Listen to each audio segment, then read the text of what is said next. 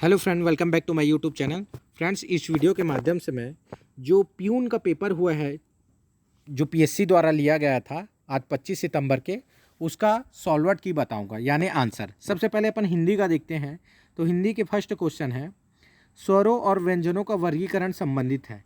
तो स्वरों और व्यंजनों का वर्गीकरण ध्वनि से संबंधित है। किससे?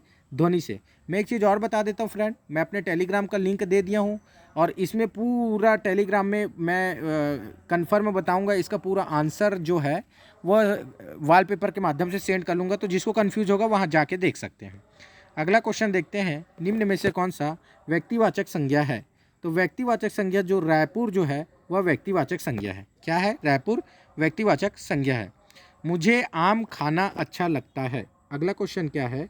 मुझे आम खाना अच्छा लगता है। तो इसमें वाक्य में कर्ता कारक, तो कर्ता जो होगा मुझे होगा।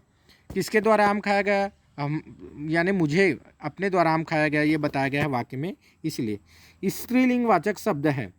तो लज्जा जो है वो स्त्रीलिंग वाचक शब्द है। कौन सा है? लज्जा। जबकि मोती, पीपल और पलंग पुल्लिंग है। अगला क्वेश्चन देखते हैं, निम्न में से कौन सा एक शब्द अग्नि का पर्यायवाची नहीं है? तो अग्नि का पर्यायवाची जो है अनिल नहीं है, क्योंकि अनिल जो होता है वो हवा का पर्यायवाची होता है, ना कि अग्नि का। अगला क्वेश्चन अपन देखते हैं, क्रम इधर उधर हो सकता है फ्रेंड।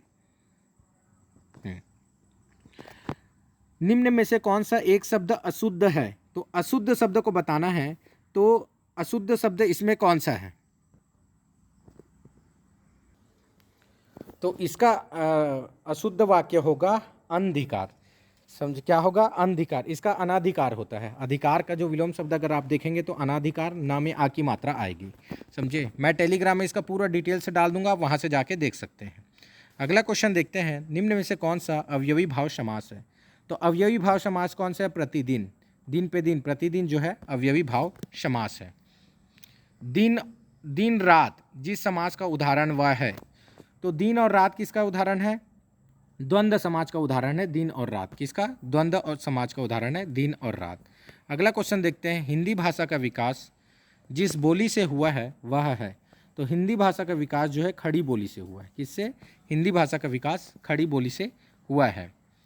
अगला क्वेश्चन देखते हैं, आदर शब्द से बना विशेषण शब्द है। तो आदर शब्द से विशेषण शब्द होगा आदरणीय होगा। क्या होगा? आदरणीय। व्यंजन संज्ञा का उदाहरण है। तो व्यंजन संज्ञा का उदाहरण है जगन्नाथ। जगन्नाथ जो है व्यंजन संज्ञा का उदाहरण है। जगत धन नाथ होता है जगन्नाथ।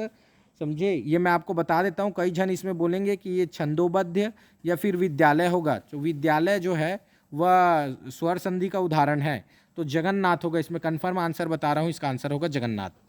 अगला क्वेश्चन देखते हैं अपन, शुद्ध वाक्य चुनिए। तो शुद्ध वाक्य बताना है इसमें। रात भर गधे भौंकते रहे। तो ये तो भौंकते रहे नहीं होगा, रात भर गधे तो कुत्ते भौंकते हैं। मेरी सौभाग्यवती कन्या, तो यहाँ सौभाग्यवती भी दिया और कन्या भी दिया, इसलिए ये भी नहीं होगा।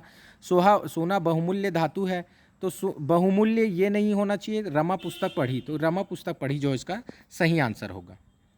दांते तले उंगली दबाना, दांते तले उंगली दबाना का आंसर क्या होगा? आश्चर्यचकित होना। क्या होना? आश्चर्यचकित होना। शुद्ध वाक्य चुनिए, तो शुद्ध वाक्य चुनिए, तो इसका आंसर क्या होगा?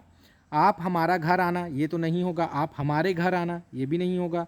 आप हमारे घर आओ, ये भी नहीं होगा। आप हमारे घर आइए, क्योंकि ये क्या है, क्या बोलते हैं, रिस्पेक्टेड करके बुला रहे हैं, इसलिए ये इसका आंसर डी होगा। पगड़ी उछालना, पगड़ी उछालना का तो भरी सभा में अपमान करना। पगड़ी उछालना का क्या है? भरी सभा में अपमान करना। गीता अच्छा गाती है। देखिए, गीता गाती है, तो गाना एक क्या हो गया? गाना एक क्या हुआ? क्रिया हुआ, और अच्छा एक होगा विशेषण। तो क्रिया की जो विशेषता बताता है उसे क्रिया विशेषण कहते हैं। ठीक है, तो ये गाना का क्रिया की विशेषता बता रही, इसलिए गीता क्रिया विशेषण होगा। अगला क्वेश्चन देखते हैं अपन, सही वाक्य चुनिए। संगीता को बेटी हुई, संगीता की बेटी हुई, संगीता के बेटी हुई, और संगीता का बेटी हुई। तो ये का और के तो नहीं होगा, को और की में कंफ्यूज होंगे, तो की होगा। संगीता की बेटी हुई। क्या हुई? संगीता की बेटी हुई। वह छुट्टी में अपने गांव जा रहा है। वाक्य में अपने गांव क्या होगा? तो गांव क्या होगा? गांव में जा रहा है, तो में किस में आता है? तो अधिकरण में आता है, में या पर। ठीक है, गांव में जा रहा है, इसलिए अधिकरण में क्या आता है? में या पर। न 3 में न 13 में कहावत का अर्थ है। तो अत्यंत अपेक्षित व्यक्ति, न 3 में न 13 में अत्यंत अपेक्षित व्यक्ति। सही शब्द चुनिए, तो सही शब्द चुनिए, इसका सही शब्द होगा वाड्मय। ये आप क्या कर सकते हैं, लुसेंट के जो संघी वाला चैप्टर है उसमें आप जाके देख सकते हैं, वाग्धनमय वाड्मय जो है वो दिया है, उसके हिसाब से मैं इसका आंसर वाड्मय लिया हूँ। ठीक है, अगला क्वेश्चन देखते हैं, निम्न में से कौन सा शब्द का सही वर्तनी है। तो कौन सा शब्द का सही, तो संसार जो है वह शब्द का सही वर्तनी है, संसार जो है शब्द का सही वर्तनी है। निम्न में से कौन सी भाववाचक संज्ञा नहीं है।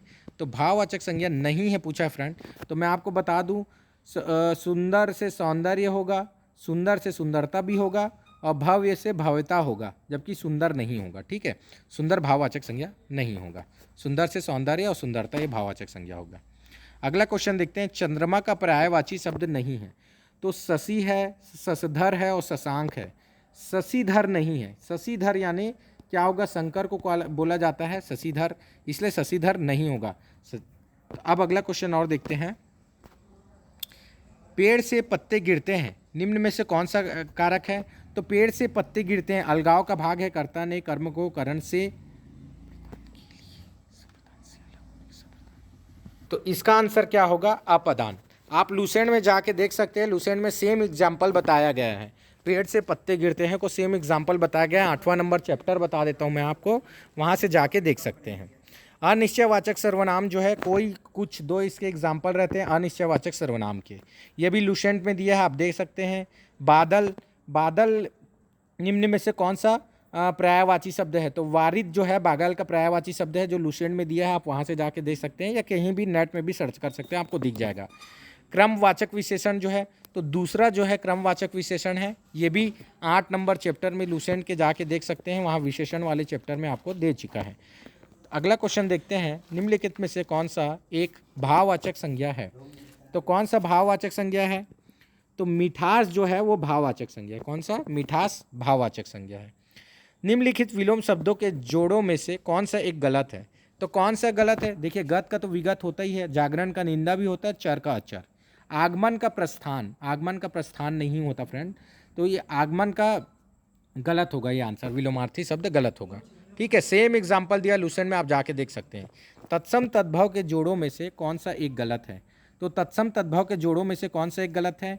तो अग्नि का आग होता है, तीर्ण का तिनका होता है, और चित्रकार का चितेरा होता है। जबकि चाम और चमड़ी जो है ना, चाम और चमड़ी तत्सम रूप है, दोनों ही तत्सम रूप है, चाम और चमड़ी दोनों ही तत्सम रूप है।